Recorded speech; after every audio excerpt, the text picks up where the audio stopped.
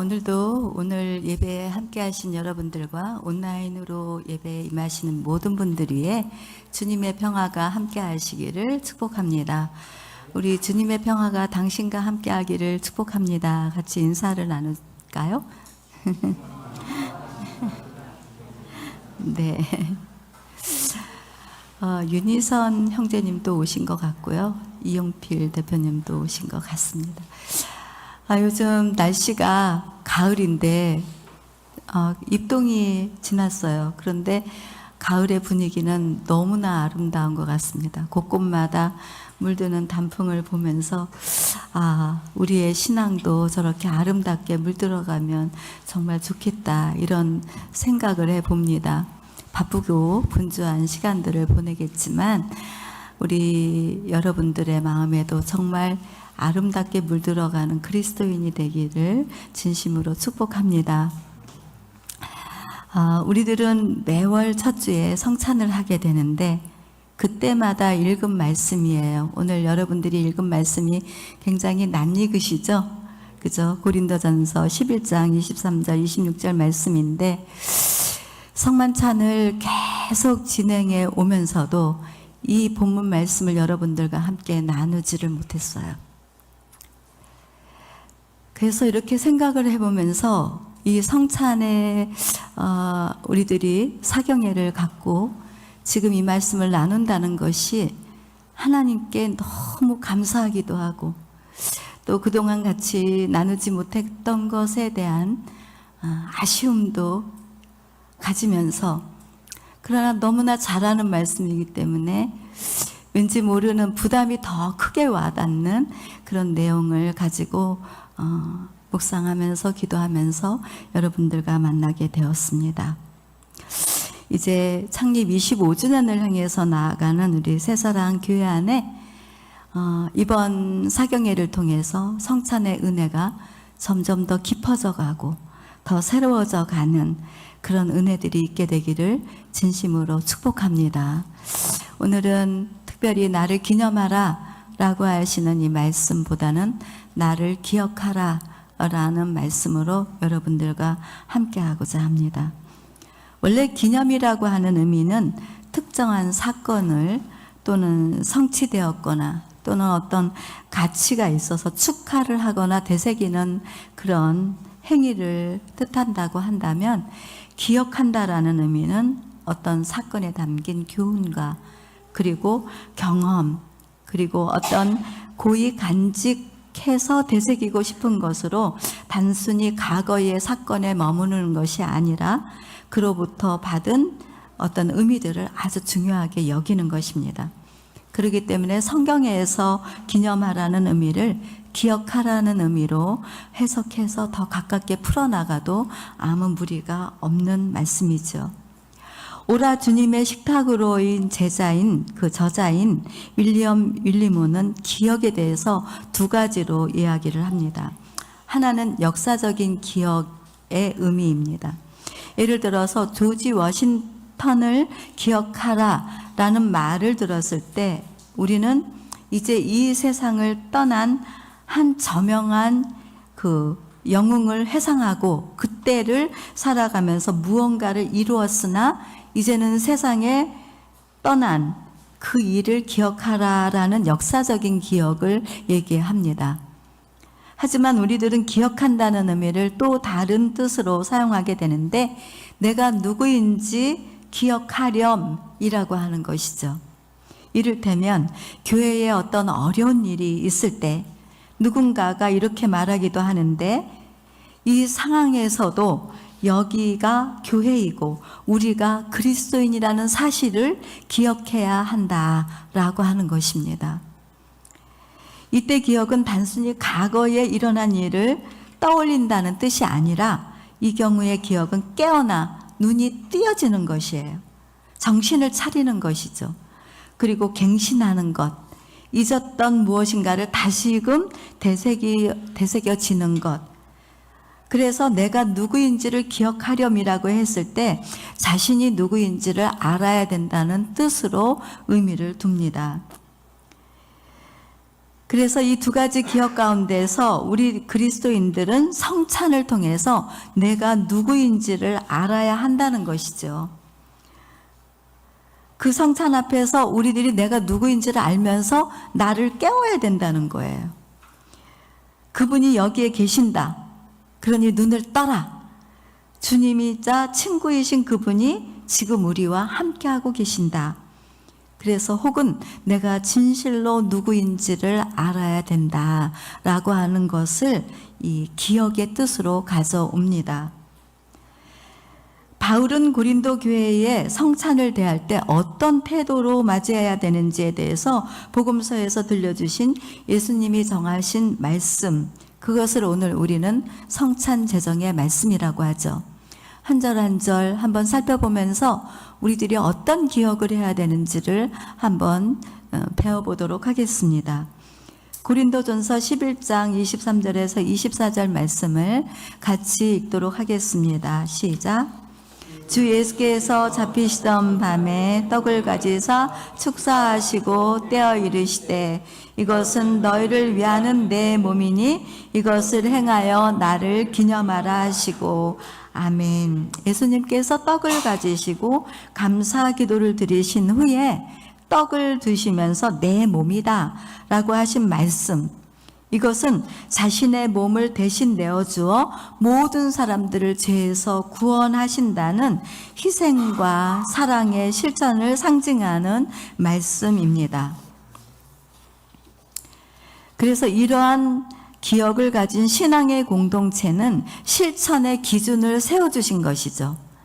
신앙의 공동체는 나 같은 죄인을 살리신 주님의 희생을 기억하고 사랑의 실천을 하는 정체성이 아주 분명한 공동체입니다. 하지만 고린도 교회 성도들은 공동체 의식보다는 오직 자신들의 배만 부르면 된다라는 것으로 배려와 사리 분별 없이 성찬에 임하게 되었던 것입니다. 이와 같은 행동은 주님의 죽으심과 부활을 함부로 하는 것과 같은 것이죠. 성찬에서 떡을 받아 먹을 때 나를 위해 찢기신 예수님의 몸을 기억하게 되면 나보다 남을 배려하고 따스한 마음으로 섬기며 나누는 삶을 살게 합니다. 그 누가 알아주지 않아도 자신을 성찰하면서 그리스도인으로서 수고하고 애쓰는 삶이라도 주님의 몸인 떡을 먹을 때 주님의 희생이 우리들에게 위로가 되어서 오기 때문입니다. 그러니 성찬은 우리들의 영혼을 소생시켜 주시는 의로운 양식입니다. 떡을 내 몸이다 라고 하시는 주님의 임재를 기억하며 떡에 참여하는 우리가 되기를 소망합니다. 고린도전서 11장 25절 말씀을 같이 읽어보도록 하겠습니다. 식후에 또한 그와 같이 잔을 가지시고 이르시되 이 잔은 내 피로 세운 새 언약이니 이것을 행하여 마실 때마다 나를 기념하라. 아멘. 이 말씀에서 이 잔은 새 언약에 집중할 필요가 있습니다. 이스라엘 백성들은 애굽에서 나온 후 하나님을 따르지 않고 세상의 바알을 따르며 하나님 곁을 떠나갔습니다. 그리고 그들은 더 이상 구약에서 약속하신 그 약속을 이루지 못했습니다. 구약의 율법적 언약과 제사법으로 수많은 양들이 희생을 당해도 죄에 대한 감각이 없고 그 의식에서 멀리 사라져 갔습니다. 하나님은 알고 계셨습니다. 이 백성이 나에게서 멀리 있다는 것을 알고 계셨고, 그리고 옛 약속으로는 하나님과의 관계를 이룰 수 없다는 것을, 하나님과의 맺은 약속을 파괴할 수밖에 없는 단계에 이른 것이죠. 그래서 하나님께서는 예수를 보내어 다시 이스라엘 백성을 하나님의 백성이 되어 살도록 언약 관계의 갱신을 통해서 다시 일으켜 가실 계획을 가지고 계셨는데, 그것이 바로 새 언약이라고 하는 것입니다. 이 언약은 사람들의 자격이나 조건이 없이 일방적으로 주어진 사랑과 구원의 약속입니다. 그래서 이 약속은 마음속에 하나님이 법이 새겨지는 법으로 내면의 변화를 가져오게 되어져 있습니다. 새 언약으로 인해서 구원의 은혜 가운데 살아간다고 하면서 하나님을 멀리하거나 하나님의 말씀에 믿음과 순종으로 응답하지 않는다면 새 언약의 상징인 잔을 헛되이 받는 것입니다. 즉 은혜를 헛되이 받으면서도 자기 만족에 빠져 사는 표면적인 그리스도인이 되는 것이죠. 그러기에 잔을 마주할 때 아무 조건 없이 은혜로 새 언약이 되어 오신 주님을 기억하면서 잔을 마시고, 잔을 마실 때 무엇이 흘러올까요? 생명이 흘러오죠. 피에는 생명이 흘러오고 있는데 그 예수님의 생명이 내 안에서 흩어진 마음을 다시 일으켜 세우고 정결함으로 흘러야 합니다. 그러한 정결함은 내면의 그리스도인으로서 거듭나게 하고 변화를 일으켜서 온전한 그리스도인으로 성장을 가져옵니다.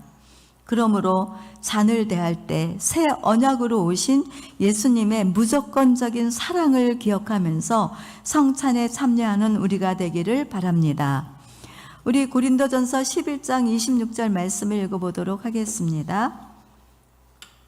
너희가 이 떡을 먹으며 이 잔을 마실 때마다 주의 죽으심을 그가 오실 때까지 전하는 것이니라. 아멘.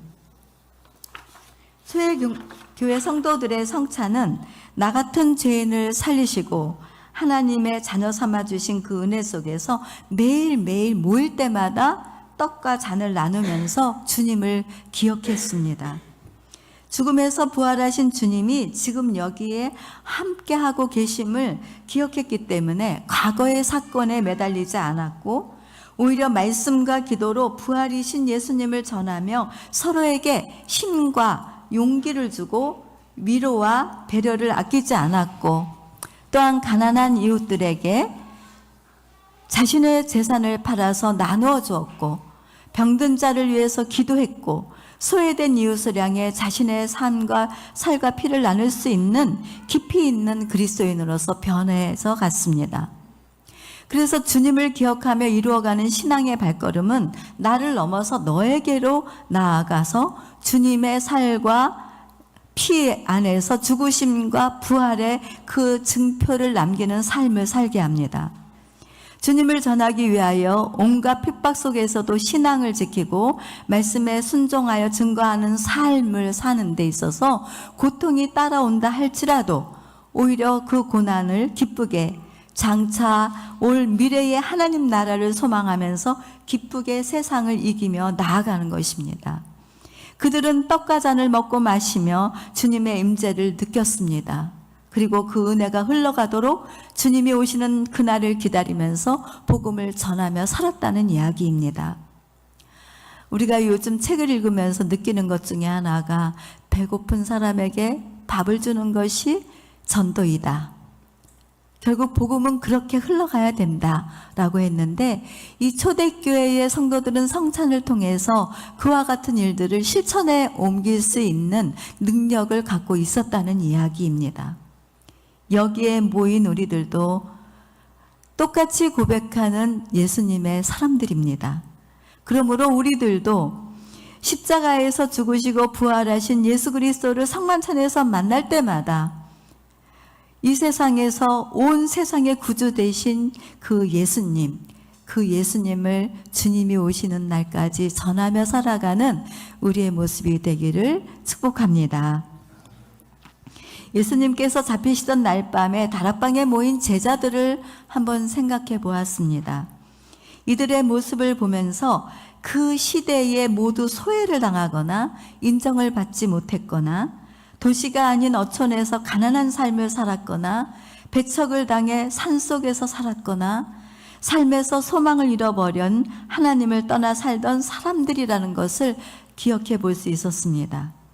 하지만 주님의 성찬에 초대를 받은 사람들이고 이들의 함께 고백하는 것은 주는 그리스도시요 살아계신 하나님의 아들이심을 모두 고백하는 일치된 신앙인이고, 내가 죄인됨을 고백하는 사람들로서 성찬의 자리에 초대를 받고 함께하고 있었다는 것입니다. 예수님이 사랑하는 제자들은 세상 사람들의 기준으로 보았을 때 모두가 죄인이라고 했습니다. 그래서 예수님이 그러한 제자들을 만나는 것들을 보고 사람들은 그랬어요. 왜 예수가 죄인들과 어울려 다니느냐고 비난을 받기도 하셨습니다. 아직 어리고 주님의 십자가의 부활의 이야기를 모르는 제자들에게 식탁을 마련해서 떡과 잔을 경험시키는 예수님의 마음을 따라 묵상하는 것은 우리들의 신앙의 근원이 성찬 안에 있다는 것, 그리고 그 성찬을 통해 우리들의 자신의 정체성을 알게 하고 언제나 함께 하신다는 것을 깨닫게 하기 위한 것이 주님의 마음이라는 것을 느낄 수가 있습니다. 우리 새사랑교회 어린이들이 성찬의 뜻을 아직 모르면서 모두 참여하고 있습니다. 저는 어린이들을 한 사람 한 사람 머리에 손을 얹어 이렇게 말합니다. 하나님께서 너를 사랑하신단다 라고 그 사랑을 받는, 그렇게 말을 하면서 그 사랑을 받는 너희가 어떤 존재인지를 알고 너희는 이 세상을 살아갈 때 혼자가 아니라 변함없이 사랑해 주시는 하나님이 너희와 함께 있다는 것을 알게 해서 어떤 상황 속에서도 하나님 곁에서 신앙의 힘으로 살아가고 이 세상을 이기고 하늘의 기쁨과 소망을 가지고 믿음의 삶을 살아가기를 간절히 바라기 때문에 저는 그렇게 축복하고 말을 합니다. 우리들의 자녀들이 하나님의 사랑을 커가면서 알게 되듯이 제자들도 그 사랑이 어떻게 이루어지고 언제 어디서 나타날지 아직 모르지만 성찬에서 베풀어 주신 그 식탁의 초대를 통해서 눈이 뜨여질 때 떡과 잔의 의미가 제자들에게 큰 힘과 용기를 주는 기억이 되어서 올 것이기 때문에 이미 이루어진 것이 아니라 장차 이루어질 제자들의 모습을 예수님은 미리 보시면서 어린 제자들을 초대해 주신 것, 이것이 최후의 만찬이라는 것을 느낄 수가 있었습니다. 우리들의 신앙의 근원은 말씀과 기도 그리고 성찬에 있음을 확실하게 보여주는 하나님의 역사하심입니다. 최후의 만찬을 마치고 자신을 십자가에 내놓으셨고 그때 제자들은 뿔뿔이 흩어져 예수님의 곁을 떠났지만 다시 살아나신 예수님은 제자들에게 빵을 떼어주시면서 제자들을 다시 일으켜 세워주셨습니다. 지금도 예수를 따르며 주님의 길을 우리들이 가고 있지만 제자들처럼 뿔뿔이 흩어지는 마음도 있고 세상 속에서 혼란을 겪고 갈등하며 휘청거리는 것도 있고 예수님을 믿지만 현실 앞에 무너져서 소명을 저버리는 그런 삶을 살 때도 있습니다. 그렇지만 우리들에게 성찬을 통해서 다시 일으켜 세워주실 것을 믿으며 우리들도 예수님의 성찬 앞에서 귀한 은혜를 받는 저와 여러분이 되기를 진심으로 축복합니다. 저는 목회의 부르심을 받고 예배와 기도 그리고 성찬의 뜻을 두었습니다. 개척 초기의 전도사로서는 세례와 성만찬과 축도를 할 수가 없었기 때문에 여성으로서 목사 안수 제도를 위해서 힘을 내기도 했습니다. 결국은 목사로서 안수를 받고 나서야 비로소 세례와 성찬과 축도를 할 수 있었다는 것이 제 인생에 있어서 얼마나 큰 의미를 가져오는지 모릅니다. 그리고 저는 고백했습니다. 매 주마다 성찬을 하자. 매 주마다 성찬을 해서 우리 성도들이 예수님을 친히 만날 수 있도록 그 길을 열어놓자라는 것이 저의 고백이었습니다. 그래서 그렇게 진행을 해왔고 코로나를 겪으면서 우리들은 한 달에 한 번씩 우리가 성찬을 하게 되지만 그 또한 얼마나 행복한 일인지 모릅니다. 나의 성찬의 경험은 이렇습니다. 처음에는 나 같은 죄인을 살려주신 주님의 십자가와 찢기신 몸과 흘리신 피에 감격했어요. 그래서 언제나 하는 일은 침통함입니다. 우울함으로 나 같은 죄인을 위해서 예수님이 피와 땀을 찢기셨으니 얼마나 아프셨을까? 그런 생각 때문에 우울한 마음으로 성찬을 맞이했던 것 같습니다. 하지만 시간이 점점 흘러갈수록 마음에 내 깊은 곳에 움푹 베인 상처에 새살이 돋아나고 목마른 내 영혼에 생수가 흘러오고 삶 속에서 도저히 자신 없어 죽을 것 같은 그런 흔들리고 갈등할 때도 주님의 십자가의 희생을 생각하면서 만찬에 임하다 보면 비록 울고 있지만 떡을 떼며 그분의 잔에 손을 얹어 내 몸을 의지했을 때 다시 힘솟는 용기와 소망으로 다가왔습니다. 때론 나의 정체성이 흔들리지 않으려고 애써 힘을 내기도 했지만 가끔 잃어버리고 살아가다가도 주님을 기억하는 성찬의 자리에서 들려주시는 주님과의 직접적인 사랑의 이야기, 그 경험이 내 속에서 힘과 용기를 가져오는 그와 같은 내용은 내가 너를 이렇게 사랑한단다.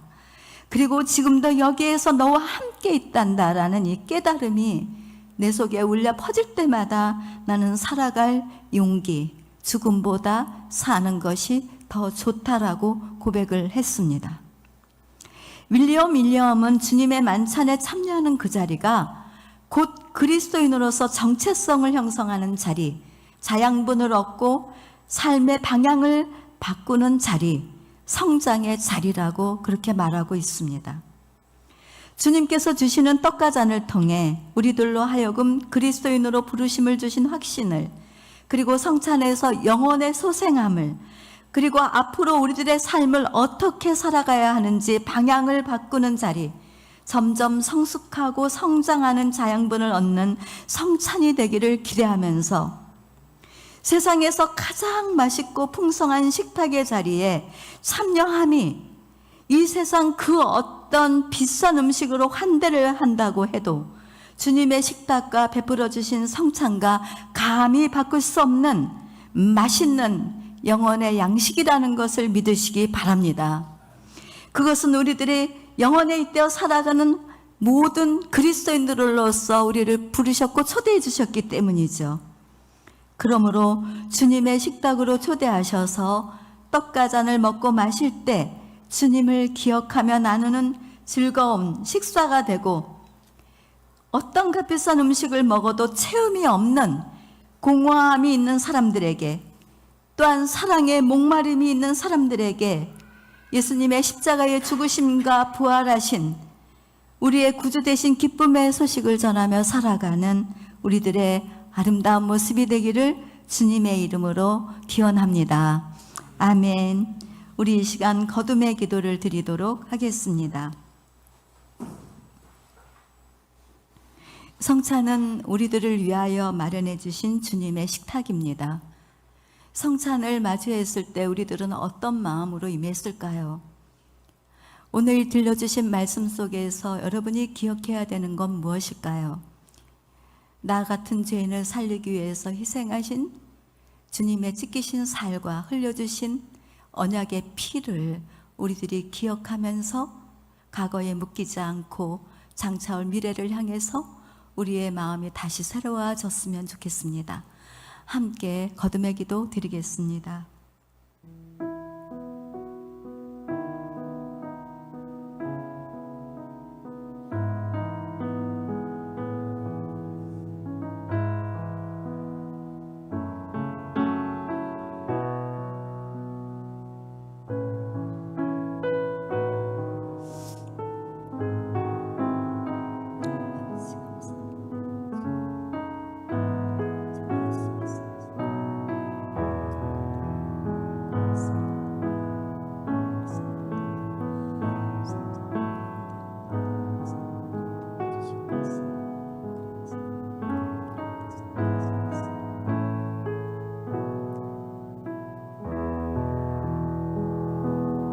하나님, 우리 새사랑교회 창립 25주년을 앞두며 성찬의 사경회로 우리를 인도해 주시니 감사드립니다.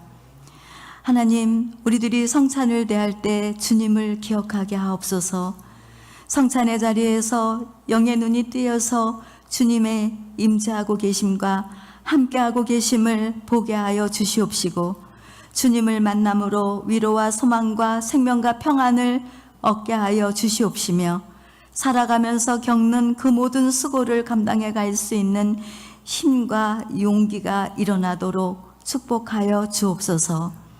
몸을 나누신 것과 같이 나눔을 하고 새 언약으로 오셔서 조건 없는 사랑으로 실천을 보여주신 그 보혈이 흘리신 것처럼 조건 없는 사랑의 실천을 하며 허물과 죄로 죽을 수밖에 없던 저희들에게 새 언약이 되어 오신 우리의 구주 예수를 의지하고 다시 오실 주님을 기다리면서 주님의 십자가와 부활을 전하며 살게 하여 주옵소서. 예수님의 이름으로 기도드립니다. 아멘.